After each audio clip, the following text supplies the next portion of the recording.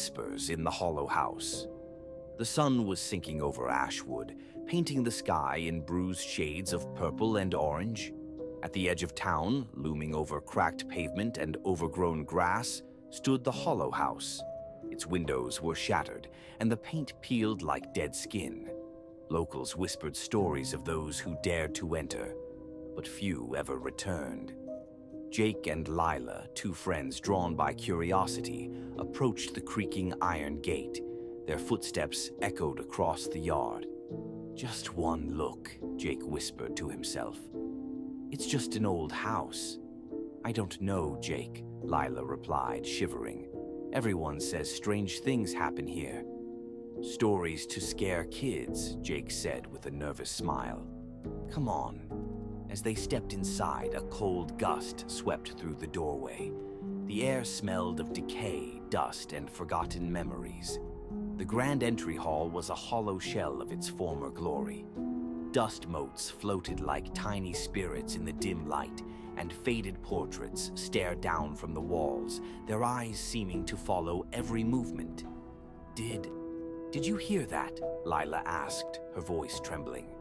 "Hear what?" Jake replied. A soft whisper brushed the edge of their ears, almost like someone calling their names. Lila's shiver ran down her spine. It sounded like my name. Jake tried to brush it off. "It's nothing, just the wind or the house settling." They moved further inside. The living room was littered with broken furniture and a fireplace blackened by soot. "Let's check upstairs," Jake suggested, though his confidence faltered. "I bet it's just an old house playing tricks." Upstairs, the hallway stretched endlessly, lined with doors long untouched.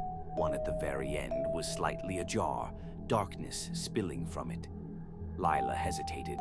I don't think we should go in." "We came this far," Jake said firmly. "We need to see what's inside."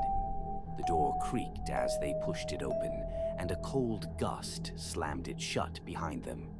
The room was empty, except for a dusty mirror.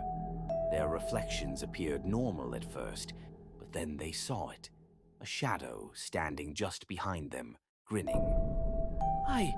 Jake, look," Lila gasped. Jake turned, but nothing was there.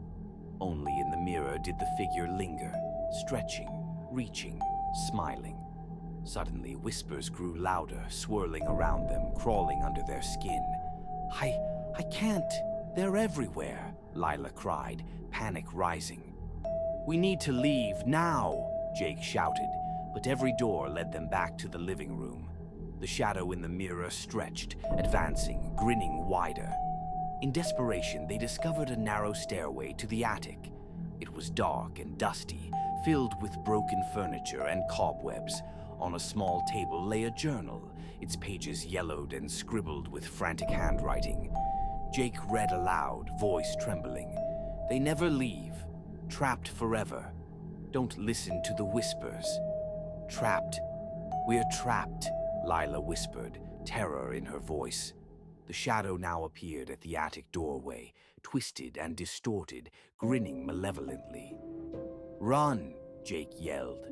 They sprinted down the stairs, the shadow chasing them, the whispers screaming in their ears. Doors slammed, walls twisted, corridors collapsed. Every exit led back to the living room. The mirror awaited, the figure grinning, closer than ever. A chandelier crashed to the floor, shattering the mirror. The shadow screamed, dissolving into black mist. Silence fell. They stumbled outside, gasping for air, hearts pounding. The sun had just begun to rise.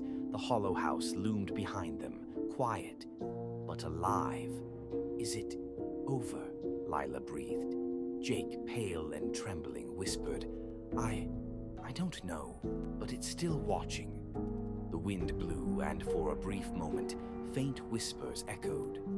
Come back,